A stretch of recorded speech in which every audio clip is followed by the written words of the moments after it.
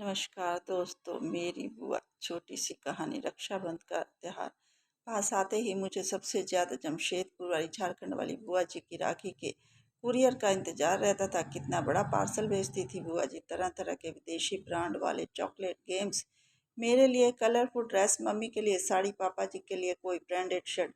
इस बार भी बहुत सारा सामान भेजा था उन्होंने। पटना और रामगढ़ वाली दोनों बुआ जी ने भी रंग बिरंगिया राखियों के साथ बहुत सारे गिफ्ट्स भेजे थे।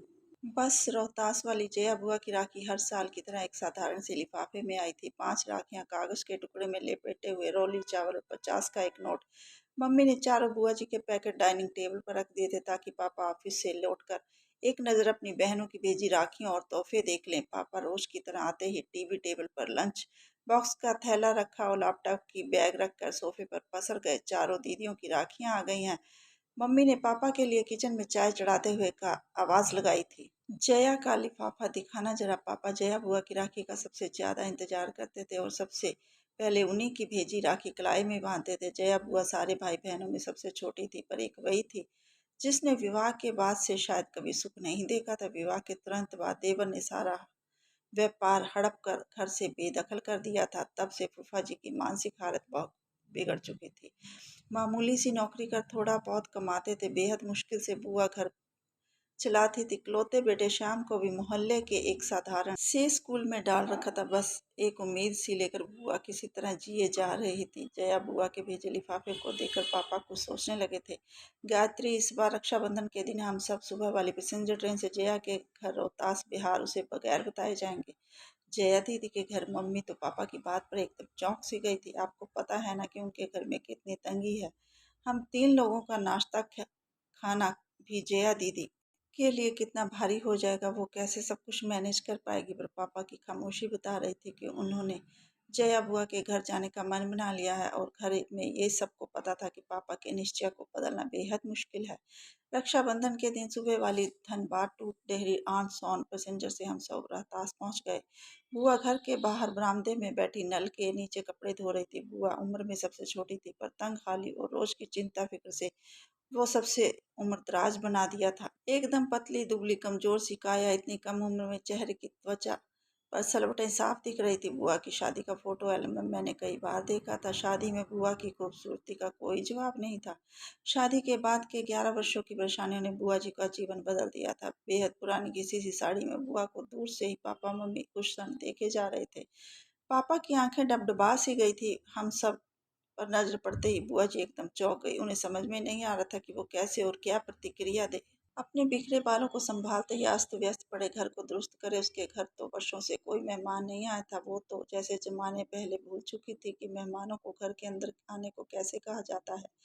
बुआ जी के घर के बारे में सब बताते हैं कि बचपन से ही उन्हें साफ सफाई और सजने संवरने का बेहद शौक था। पर आज दिख रहा था कि अभाव और चिंता कैसे इंसान को अंदर से दीमक की तरह खा जाती है। अक्सर बुआ जी को छोटी मोटी जरूरतों के लिए कभी किसी के सामने हाथ फैलाना होता था। हालात ये हो गए थे कि ज्यादातर रिश्तेदार उनका फोन उठाना बंद कर चुके थे। बस एक पापा ही थे जो अपनी सीमित तनख्वाह के बावजूद कुछ ना कुछ बुआ को दिया करते थे। पापा के आगे बढ़कर सैम सी गई अपनी बहन को गले से लगा लिया था। भैया, भाभी, मुन्नू, तुम सब आज अचानक सब ठीक है ना? बुआ ने कांपती सी आवाज में पूछा था। आज वर्षों बाद मन हुआ राखी में तुम्हारे घर आने का।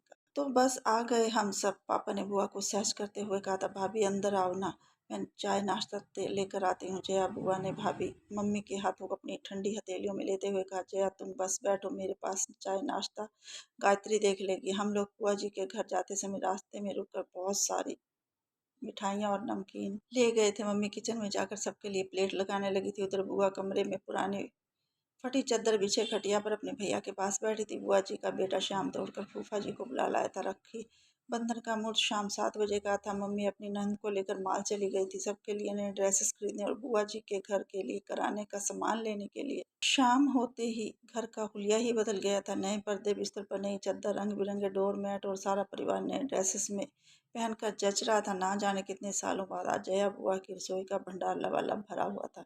धीरे धीरे एक आत्मविश्वास सा लौटा दिख रहा था बुआ के चेहरे पर। धीरे धीरे आत्मविश्वास लौट रहा था बुआ के चेहरे पर सच तो ये था कि उसे अभी भी सब कुछ स्वप्न लग रहा था। बुआ जी ने थाली में राखियां सजा ली थी, मिठाई का डिब्बा रख लिया था। जैसे ही पापा को तिलक करने लगी, पापा ने बुआ को रोकते हुए कहा। सभी आश्चर्य रह गए।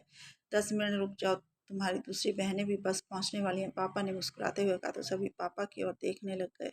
तभी दरवाजे पर गाड़ियों के हॉर्न की आवाज़ सुनकर बुआ, मम्मी और फूफा जी दौड़कर बाहर आ गए। तीनों बुआ का पूरा परिवार सामने था। जया बुआ का घर मेहमानों से खचाखच भर गया था। माहिर, राजगंज वाली नीलम बुआ बताने लगी, कुछ समय पहले उन्होंने पापा को कहा था क्यों ना सब मिलकर 4 धाम की यात्रा पर निकलते हैं। बस पापा ने उस दिन तीनों बहनों को फोन किया था कि अब 4 धाम की यात्रा का समय आ गया। पापा की बात पर तीनों बुआ सहमत थी और सबने तय किया था कि इस बार जया के घर सब जमा होंगे, थोड़े थोड़े पैसे मिलाकर उसकी सहायता करेंगे। जया बुआ तो बस एकटक अपनी बहनों और भाई के परिवार को देखे जा रही थी। कितना बड़ा सरप्राइज दिया था सबने उसे। सारी बहनों से वो गले मिलती जा रही थी। सबने पापा को राखी बांधी। ऐसा रक्षाबंधन शायद पहली बार था सबके लिए। आते एक बड़े रेस्तरा में हम सभी ने डिनर किया, फिर गप्पे करते जाने कब रात हो चुकी थी।